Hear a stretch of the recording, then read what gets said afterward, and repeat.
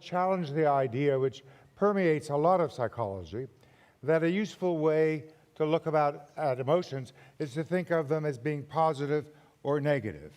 Emotions would not have been preserved over the course of our evolution if they were in any sense harmful or destructive intrinsically. Emotion terms like anger, fear, or sadness or disgust, terms that I've used, I'm sure all of you have used, and that psychologists particularly like because they're single words, can be very misleading.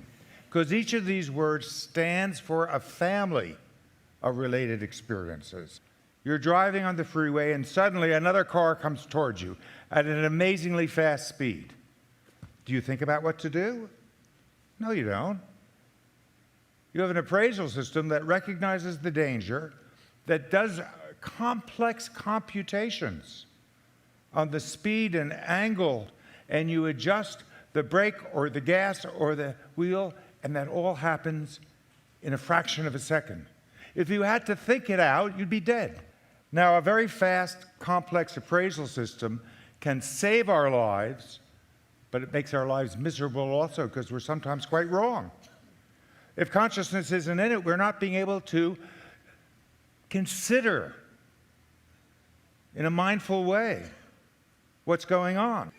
We are biased to see threats that aren't there, rather than to not recognize threats. And that's built into our nervous system. Now, most of us in the middle-class world do not live in a world where there are lots of immediate threats, but we're biased to see them. So the issue, if we want to improve our emotional life, is to introduce awareness into it.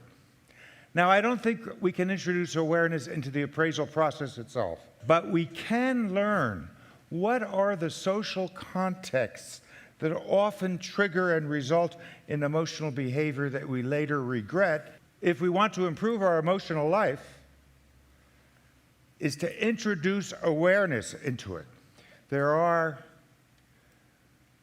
opportunities in that gap to learn through practice, whether it's meditative practice or Western-based practices, to become aware that the impulse has arisen and to choose whether to engage or to let it pass.